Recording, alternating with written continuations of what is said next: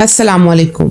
खाना काबा को सबसे पहले मक्का में इब्राहिम अलैहिस्सलाम ने बनाया था। ये सब तो हम जानते हैं। यहूदी और ईसाई इब्राहिम अलैहिस्सलाम को एक सच्चा पैगंबर मानते हैं और वो सारी अहमियत यरूशलेम को ही देते हैं और कहते हैं कि मक्का तो एक आम सा शहर है और मक्का का इब्राहिम और इनके खुदा से कोई ताल्लुक नहीं है।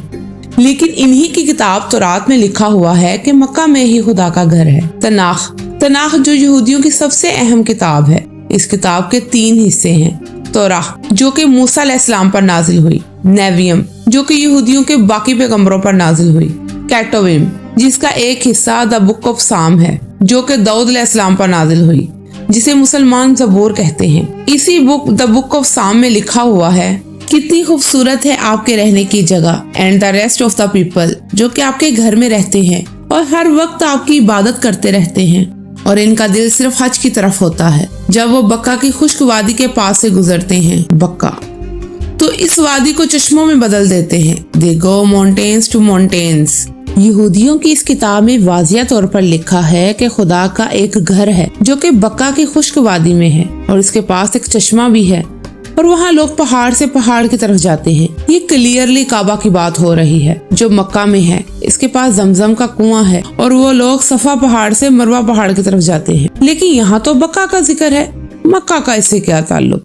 कुरान की सूरह आल इमरान में अल्लाह पाक फरमाता है, अल्लाह ने जो कहा है सच कहा है और पैरवी करो इब्राहिम अलैहिस्सलाम की जो कि बिल्कुल सीधे रास्ते पर थे, वो मुशरिक नहीं थे। यकीनन जो पहला घर बनाया गया अल्लाह की इबादत के लिए वही है जो बक्का में है, बरकत वाला है और हदायत का सेंटर है सारे जहानों के लिए। तो ए किताब वालों, तुम क्यों अल्लाह की आयतों से इनकार करते हो। कुरान और तौरात दोनों ने मक्का को मक्का नहीं बल्कि बक्का कहा है और बक्का मक्का का ही पुराना नाम है।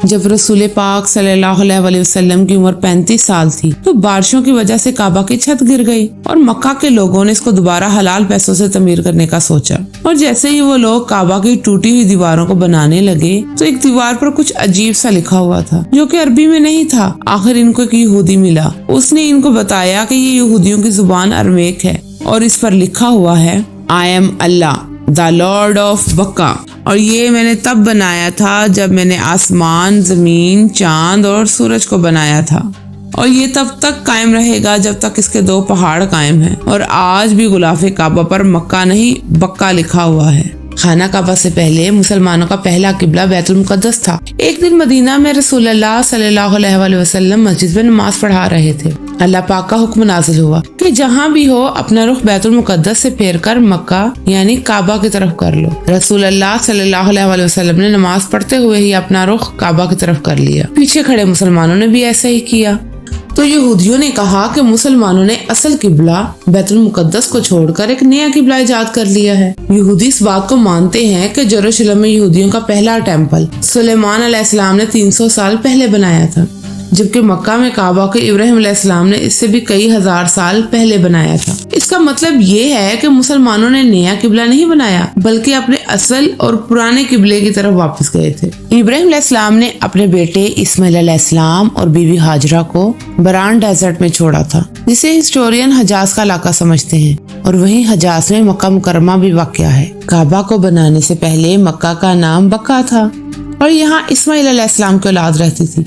जैसे जैसे वक्त गुजरता गया पानी के चश्मे आबे जमजम को देखकर और भी बहुत से कबीले वहाँ आबाद होते गए और रफ्ता रफ्ता बक्का का नाम मक्का पड़ गया। अगर हिस्ट्री को देखें तो ऐसा बहुत से शहरों के नामों के साथ हुआ है, जैसा कि बम्बई से मुंबई। वीडियो पसंद आए तो वीडियो को लाइक और कमेंट जरूर कीजिएगा और चैनल को भी सब्सक्राइब कर दीजिएगा। शुक्रिया।